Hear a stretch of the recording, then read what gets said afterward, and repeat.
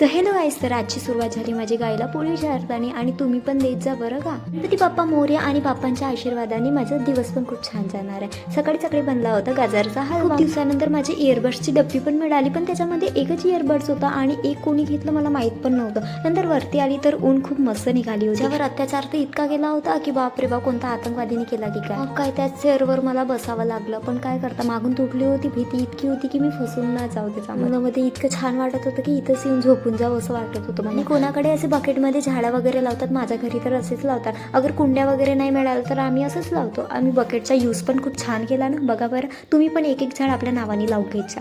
मग नंतर निळ्या ड्रमची कहाणी तर तुम्हाला माहीतच असेल, म्हणूनच आम्ही हिरवा ड्रम आणलेला होता. ड्रमचे सतर्क राहू.